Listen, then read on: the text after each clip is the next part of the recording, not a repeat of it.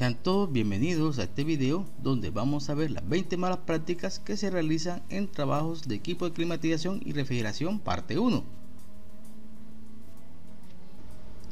Comencemos aquí con la número 1, que tiene que ver con hacer vacío a un equipo de refrigeración o climatización con compresores, como estamos viendo acá.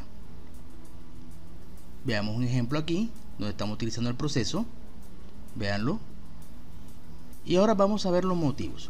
Resulta y acontece que los compresores son equipos que no están diseñados para trabajar a niveles de vacío muy bajos. Entonces el mecanismo de él no viene diseñado para eso como el que viene diseñado una bomba de vacío.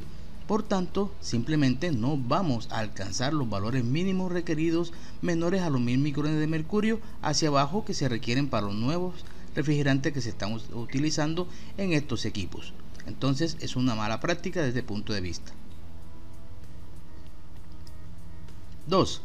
No hacer vacío a las tuberías y evaporador al momento de una instalación en un equipo de climatización partido, en este caso mini split, piso techo y cassette. Entonces vamos a ver, vemos aquí que tenemos el equipo ya con el refrigerante dentro, vamos a instalarlo, ya tenemos las tuberías, unidad interna, y entonces lo que se hace es simplemente, vean acá, asegurar los racores en los puertos acá de las válvulas. Cuando hacemos esto y liberamos el refrigerante, vemos aquí, liberamos la válvula, vamos a obtener la presión y vamos a desenroscar el vástago de la válvula de succión para que tenga comunicación con el equipo. Entonces vamos a ver qué tuvimos aquí. Bien, encendemos el equipo y obtenemos los siguientes resultados. Entonces, al no tener el vacío, al no hacer el vacío a las tuberías y al evaporador, estas contenían aire del ambiente. Entonces cuando se abren esas válvulas hay una mezcla del refrigerante que está en la unidad externa con el aire de las tuberías y el evaporador. Por tanto vamos a tener problemas de altas presiones de condensación por los gases no condensables del aire que está en el sistema. La humedad del vapor de agua del aire reacciona con el refrigerante y el lubricante, y se tendrán mayores corrientes de operación y mayor consumo energético del equipo. Por tanto, se considera una muy mala práctica. 3. No realizar el vacío y pruebas de presión a un equipo de refrigeración o climatización de acuerdo con las indicaciones del fabricante o normatividad vigente. En este caso, muchos fabricantes le pueden indicar en el manual cómo es el procedimiento para hacer vacío, los niveles de vacío y también el procedimiento para prueba de fugas. En este caso vamos a tener aquí una prueba de fuga en donde nos está diciendo el fabricante que presurice por 150 psi por 5 minutos. Si esta prueba pasa, entonces sigue la segunda etapa en la cual vamos a presurizar a 300 psi por 15 minutos. Y si pasamos esta etapa, vamos a la siguiente, que significa presurice a 550 psi por 24 horas. Entonces, vean cómo está aplicando aquí el fabricante los diferentes procedimientos para hacer una instalación o el pre-commissioning de su equipo. Entonces, muy importante seguir estas indicaciones, porque si no las hacemos vamos a tener consecuencias como la no aceptación del trabajo, la no continuidad del trabajo o pérdida de garantía del equipo. Cuarto, hacer purga con el refrigerante del equipo de aire acondicionado a tuberías y evaporador al momento de una instalación. Entonces, en este caso, vamos a ver que tenemos una instalación ya hecha aquí, véanlo aquí, vamos a activar equipo. Entonces, ¿cómo sería ese procedimiento? Aquí se libera el vástago de la válvula de salida. Vean aquí vamos a tener la presión, este vástago está cerrado y vean lo que hacen. Simplemente en algunos casos afloja un poquito aquí el racor o la tuerca que le llaman y hacemos una liberación del gas que está en las tuberías y evaporador. Aquí va a salir refrigerante y el aire presente. Otro método consiste, ahora después de cierto tiempo que pues obviamente lo toma la persona de algún criterio personal, cierra aquí el racor y listo. Bien.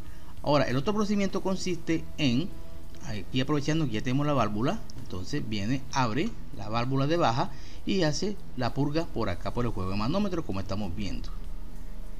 Y después de cierto tiempo, también a criterio de la persona que está instalando, cierra y después de ello desenroscamos el vástago de la válvula de succión para encender el equipo, tal cual como estamos viendo aquí. Bien, veamos qué consecuencias tiene esta acción, que también es una mala práctica. Aquí también hay otras personas que punzan acá el obus o pistón para hacer la liberación. Por tanto, en este procedimiento, cuando usamos el refrigerante para desplazar el aire presente en las tuberías aquí y evaporador, se tienen las siguientes consecuencias. Primera, contaminación ambiental por el venteo de parte del refrigerante al medio, que es lo que no se desea. Estamos contaminando. La otra, muy importante, descompensación de la masa o cantidad de refrigerante del equipo, haciendo que tenga menos capacidad de enfriamiento. Entonces estamos perdiendo masa de refrigerante que el fabricante ya ha calculado y nosotros la estamos descompensando. Y la otra, el procedimiento no garantiza la purga total del aire ni la eliminación de la humedad en tuberías y evaporador. Por tanto, también se considera una muy mala práctica. Quinto, aquí se dice hacer autovacío a un equipo de refrigeración o climatización. Este es un procedimiento que vamos a hacer un video especial por ahí porque necesita muchas explicaciones y vamos a ver y probar con fundamentos y con mediciones que es una mala práctica. Pero entonces, ¿en qué consiste el proceso? En este caso, aquí podemos ver que hay un capilar, bien, que va al evaporador, y aquí tenemos un capilar para fugas o de venteo. Miremoslo aquí. Entonces, ponen con el equipo del circuito ya cerrado, ponemos a funcionar el compresor y véanlo aquí, va saliendo este refrigerante, este aire por acá, y cuando ya no tenga esta presión acá, entonces se considera que ya hemos hecho el autovacío. Entonces, ¿qué hemos visto de este procedimiento? En primer lugar, una mala práctica, un mal procedimiento, porque no extrae la totalidad de los gases condensables del sistema. Te va a quedar un poquito de gases condensables en el sistema o de aire aquí, y eso lo vamos a probar cuando tengamos un vacuómetro midiendo la presión de vacío del sistema. Lo siguiente, el objetivo del vacío es extraer la humedad del sistema. Y simplemente aquí no extrae ninguna humedad del sistema porque no llegamos a los niveles de vacío en micrones requeridos para ello. Otro, pone en peligro el compresor porque opera sin refrigerante, que es un medio de enfriamiento del mismo. Recuerda que el refrigerante hace parte del enfriamiento de las bobinas y aquí va a funcionar durante un buen tiempo sin ese refrigerante. Por tanto, vamos a tener sobrecalentamiento de las bobinas y también de la carcasa del compresor. La otra, al pasar ese aire que está en el sistema por el filtro, aquí lo satura de humedad. Entonces ya tenemos un filtro nuevo saturado que hemos acortado su vida útil o que no nos va a hacer su trabajo porque ya está sobresaturado. Entonces ya lo estamos prácticamente eliminando del sistema porque la saturación de la humedad que llega allí. Y la otra que hemos visto en los videos es que demora, la gente que lo hace dicen que demora 20 a 25 minutos. Es un tiempo demasiado largo para un equipo de nevera, que lo puedes hacer fácilmente con una bomba de vacío en 5 minutos. Entonces realmente es una muy mala práctica. Sexto, hacer barrido con aire, refrigerantes u otras sustancias de impacto negativo ambiental a equipos de aire acondicionado y refrigeración. En este caso, aquí tenemos un sistema aquí, podemos utilizar un refrigerante, en este caso 141B. En mi país no se permite el uso del 141B por ser degradante de la capa de ozono, a pesar que sea un excelente agente de limpieza. Entonces, desde este punto de vista, ¿por qué es una mala práctica? Porque al usar aire en el barrido se está ingresando humedad y oxígeno al equipo. Siguiente, al usar refrigerante u otra sustancia de impacto negativo al ambiente en el proceso de barrido, se tiene como consecuencia la contaminación ambiental. Vea que todo el refrigerante que entra aquí va al ambiente por el venteo del refrigerante. Otra, hay refrigerantes o sustancias que demoran años en descomponerse y en ese tiempo causan la degradación de la capa de ozono y alto calentamiento global. Entonces, por esa razón es que no deberíamos hacer este tipo de barrido con unas sustancias no autorizadas. Aquí también tenemos un tanque donde yo puedo tener unos líquidos desengrasantes. Hay algunos líquidos desengrasantes que no se deben utilizar, como por ejemplo el thinner. Bien, entonces se utiliza una combinación de un refrigerante que contamina, degrada la capa de ozono con thinner. Imagínense el impacto ambiental que estamos haciendo acá. Sin embargo, hay sustancias de limpieza, desengrasantes y eléctricos que son aprobados en los países y lo podemos utilizar. Entonces lo ideal es utilizar aquí gases que no afecten la capa de ozono, puede ser nitrógeno, gases inertes, CO2 y sustancias que sean aprobadas en los respectivos países de acuerdo a su normatividad ambiental. Séptimo, presurizar un equipo o componentes con aire, refrigerantes u otra sustancia de impacto negativo al ambiente para búsqueda de fugas. Este es otro procedimiento que se hace comúnmente. Entonces, muchas veces queremos buscar una fuga de un equipo, en este caso es un detector de fugas, y lo que hacemos es que hacemos una presurización del mismo con una sustancia que sea de alto impacto ambiental o impacto negativo al ambiente. En este caso colocamos aquí un R11, un refrigerante de alta degradación de la capa de ozono. Entonces, ¿por qué se considera una mala práctica? Es muy parecida a la anterior y ya sabemos que al ingresar el aire en la presurización se está ingresando humedad y oxígeno al equipo. La humedad satura filtros, ya recordemos, y genera reacciones con los lubricantes, mientras que el oxígeno puede reaccionar con los lubricantes a altas presiones. Recuerde que el oxígeno y las grasas a altas presiones pueden generar combustión, entonces se considera un poco peligroso. Bien, al usar el refrigerante en la presurización y se tiene como consecuencia la contaminación ambiental, porque simplemente después de ello, de presurizar, hay que sacarlo y ventearlo al ambiente. Entonces estamos haciendo un impacto ambiental. Y recordemos que hay refrigerantes o sustancias que demoran años en descomponerse. 8. Vamos a cargar un equipo de refrigeración o climatización con un refrigerante diferente al indicado por el fabricante.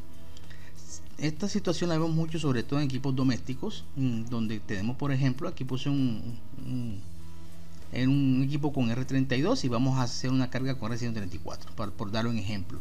Pero hemos visto situaciones en las cuales tenemos compresores de 134 y le quieren cargar R600A o diferentes compresores de R600A y le queremos inyectar R134A. Bien, entonces vamos a ver qué consecuencias tenemos aquí. Aquí tenemos muchas consecuencias y aquí en el canal le hicimos un video de un ejemplo de un cambio de ese tipo de refrigerantes, pero veamos aquí que en el nuevo refrigerante puede reaccionar, o sea, que vamos a inyectar ahora, negativamente con el lubricante del compresor. Es muy importante tener en cuenta que el lubricante del compresor viene adaptado al fabricante por el cual fue diseñado, y si inyectamos otro, pues ya tenemos unas reacciones porque es diferente. Se van a alterar las presiones de operación del equipo. Claro que sí, porque tenemos un refrigerante con unas condiciones físicas de densidad en volumen específicos diferentes y de tamaño molecular diferente. Por tanto, vamos a tener unas presiones diferentes. Se alteran las caídas de presión del equipo, también viene en función del cambio de la densidad y volumen específico, que se va a comportar de una manera diferente en las tuberías. Se altera el flujo másico del compresor, por supuesto, porque ya tenemos presiones diferentes y tenemos flujos diferentes. Aquí todas estas condiciones del flujo másico hacen que se altere la eficiencia del equipo y en general se alteran todos los parámetros de tipo mecánico y eléctrico de operación del equipo. En otras palabras, tenemos otro equipo acá cuando hacemos ese cambio. Entonces, por esa razón podemos tener muchos problemas a la hora de ajustar este nuevo sistema, porque no tenemos datos, no tenemos comportamientos establecidos, porque el equipo es totalmente diferente. 9. Usar en el equipo un aceite lubricante diferente, de viscosidad y o tipo al indicado por el fabricante. Bien, en este caso, aquí este compresor requiere un POE y estamos haciendo una inyección de aceite mineral, como estamos viendo acá en la animación. Vamos a ver qué consecuencias podemos tener acá. Bien, en este caso, si usamos un aceite de un tipo diferente, en este caso un POE y un MO, Mineral Oil, entonces ese refrigerante va a reaccionar con ese nuevo lubricante. Puede crearme ácidos o variación en la viscosidad del lubricante.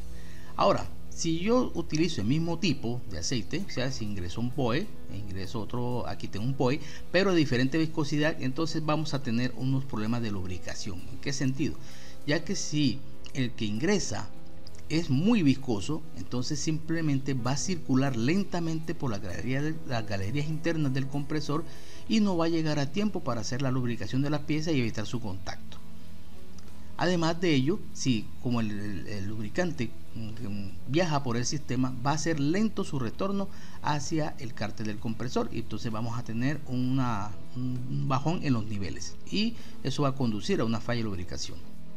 Por otro lado, si se inyecta una viscosidad mucho menor que la que recomienda el fabricante, entonces simplemente este lubricante con una viscosidad tan bajita no va a tener la presión suficiente para separar las piezas entre sí y va a permitir el contacto de piezas, haciendo que ellas comiencen a recalentarse y comiencen el desgaste. Entonces no se considera, no es para nada una buena práctica hacer cambios de aceites diferentes a los recomendados por el fabricante. 10. No cargar el equipo con la cantidad de refrigerante indicada por el fabricante. Ya sabemos que actualmente los fabricantes en la placa de datos nos traen la información de la cantidad exacta de refrigerante que requiere el equipo en gramos, y también si hay extensiones de tubería pues también recomienda cuánto agregar por cada metro. Entonces vamos a ver qué consecuencias tiene de cargar un exceso o poca cantidad de refrigerante en el equipo. En este caso, al cargar con una poca cantidad de refrigerante en el equipo se tienen las siguientes consecuencias: bajas presiones de operación. Cuando pongo las bajas presiones estoy hablando tanto la descarga como succión. Tenemos altos sobrecalentamientos, y tener altos sobrecalentamientos implica que yo tengo unas altas temperaturas de descarga del compresor. Tengo bajos subenfriamientos y tengo una baja capacidad de enfriamiento del equipo. Entonces vean lo que estamos haciendo acá con esta situación cuando cargamos con menor cantidad. Ahora, si nos pasamos de la carga del refrigerante, entonces tiene las siguientes consecuencias: altas presiones de operación tanto de succión como de descarga. Tengo bajos sobrecalentamientos, tengo altos enfriamientos y tengo un alto consumo eléctrico. Entonces vean, recordemos que siempre que la refrigeración es un equilibrio, y aquí simplemente estamos violando ese equilibrio y tenemos estas consecuencias. Bien, hemos llegado al final de esta primera parte del video. Espero nos sigan en la segunda, que también está muy interesante. No olvidar su like si les gustó el mismo, y recuerden que mi conocimiento y entrenamiento es mi seguridad.